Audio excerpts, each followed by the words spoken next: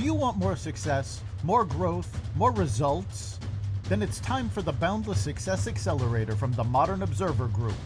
This isn't your average coaching program. It's where top performers come to dominate.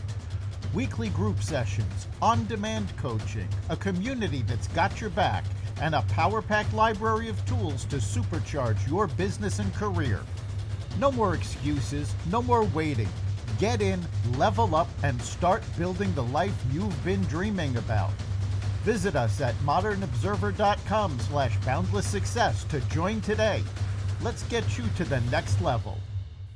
We're here because the news is being distorted. We're here because people are being inundated with misinformation on social media. We're here because people are being judged guilty until proven innocent. We are fighting back with facts. This is not a safe zone, so buckle up, Buttercup. This is the raw, naked truth.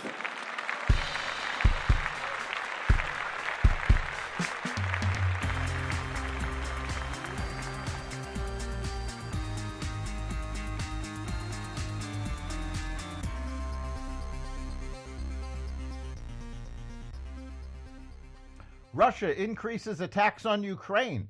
The U.S. solidifies support for Taiwan. Trump gets tough with Iran. The measles outbreak spreads, and more. Welcome to the Raw Naked Truth. I'm your host, Eric Lopkin, and here's the news you need to know. 2 people were killed and 35 others were injured after a Russian drone attack struck a military hospital and shopping center in Ukraine late Saturday night, Ukrainian officials said. The officials condemned the attack on Kharkiv in a statement on Sunday, saying a 67-year-old man and a 70-year-old woman were killed.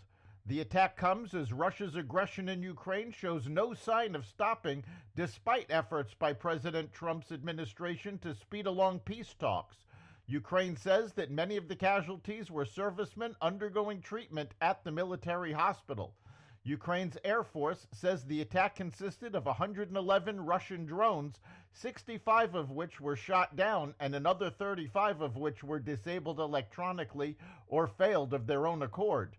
Meanwhile, President Trump said he was pissed off at Russian President Vladimir Putin for stalling ceasefire negotiations with Ukraine and threatened tariffs on Russian oil if Moscow continues adding conditions to a U.S.-backed peace deal.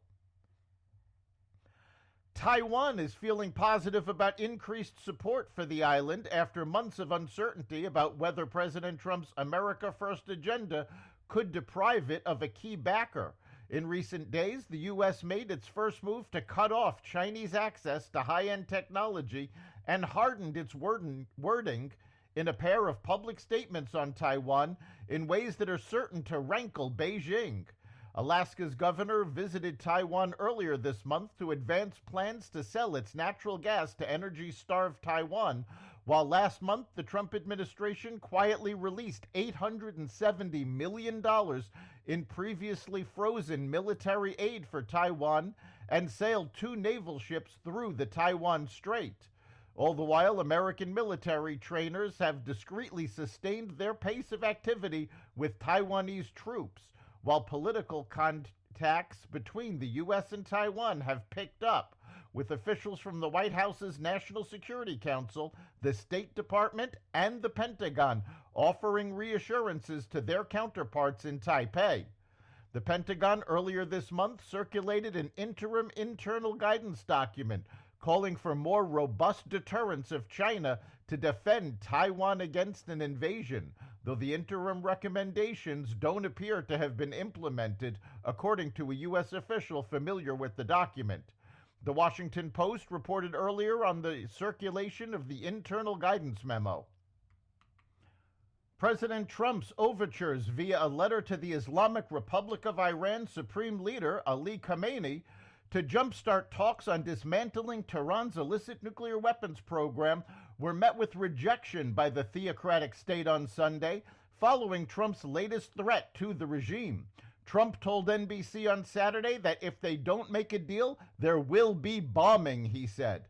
But there's a chance that if they don't make a deal, that I will do secondary tariffs on them like I did 4 years ago. Trump added that the U.S. and officials from the Islamic Republic are talking. Iran's president said on Sunday, We don't avoid talks. It's the breach of promises that has caused issues for us so far, according to the Associated Press. He added, they must prove that they can build trust. The White House did not immediately respond to Iran's rejection of the talks, according to the AP. Iran's president noted that in their response to the letter that indirect negotiations with the Trump administration were still possible. A Holocaust survivor murdered at age 91 and a baby killed just 14 hours after birth are among the victims named in the UK's October 7th Parliamentary Commission report, the most detailed Western investigation to date into the Hamas-led attack on Israel. The 318-page report, chaired by British historian and peer Lord Andrew Roberts, documents the death of 1,182 people in a 48-hour period and provides extensive evidence of atrocities committed against civilians. The report describes the assault as a meticulously planned operation designed not only to kill but to terrorize through extreme brutality, looting, and humiliation. It includes testimonies of group rapes of women and girls, some of whom were murdered, as well as evidence of sexual violence committed against corpses. It details the targeting of children, including infants shot in strollers or burned alive. Illegal migrant border encounters have plummeted since President Trump took office in January and continue to trend at record lows compared to this time last year under former President Joe Biden. For instance, there were just 32 encounters in El Paso, Texas on Thursday compared to 1,134 encounters on the same day in 2024, according to Border Patrol sources. That equates to a 97% reduction. In Tucson, Arizona, there were 59 apprehensions compared to 1,222 on the same day last year under Biden, a 95% reduction, while San Diego saw 36 apprehensions on Thursday compared to 908 on the same day in 2024, a 96% decrease. In total, there were just 254 apprehensions across the southern border on Thursday, compared to 4,229 on the same day last year, a 94% reduction. The figures come after Trump announced earlier this month that apprehensions fell to 8,326 in the whole month of February, his first full month in office, which he said is a record-setting low. The figure marks a 96% drop from the highs of the Biden administration in December 2023. President Trump signed an executive order to end collective bargaining with federal labor unions in any agencies that have a national security role in the government. Unions at a wide array of agencies could be affected, including the Departments of State, Defense, Veterans Affairs, Energy, Health and Human Services, Treasury, Justice, Commerce, and parts of Homeland Security. In an unusual move, the Trump administration preemptively filed for a declaratory judgment in a Waco, Texas court, approving the White House's authority to rescind or repudiate collective bargaining agreements. President Trump's approval rating has ticked up in his second term, driven by higher support from Republicans and particularly men and conservatives, according to a new poll from Gallup. 43% of Americans surveyed in Gallup's latest poll, conducted March 3rd through 16th, said they approve of Trump, slightly down from the 45% support he registered in the poll in February and the 47% approval rating the poll found in January after his inauguration. Overall, Trump is averaging 45% support over the 3 months, a little better than at this point in his first term, when his average stood at 42% in Gallup's polling.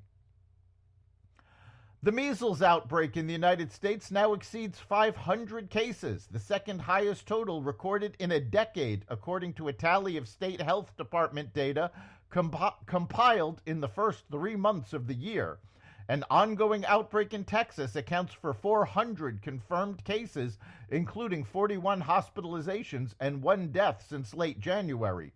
New Mexico, Kansas, and Oklahoma have also linked local outbreaks to the Texas cases. Medical experts recommend that people with suspected cases of the highly contagious virus should take precautions before visiting a doctor's office or the emergency room. That's the Raw Naked Truth. You can catch every episode of the Raw Naked Truth Daily News Brief, as well as our sister podcast, Carnivore Radio, with news, analysis, and commentary, and the rest of the Xvadio Podcast Network at xvadio.com, the Apple Podcast app, YouTube, Rumble, Spotify, iHeartRadio, Audible, Amazon Music, and other platforms that respect freedom of speech. We'll see you next time.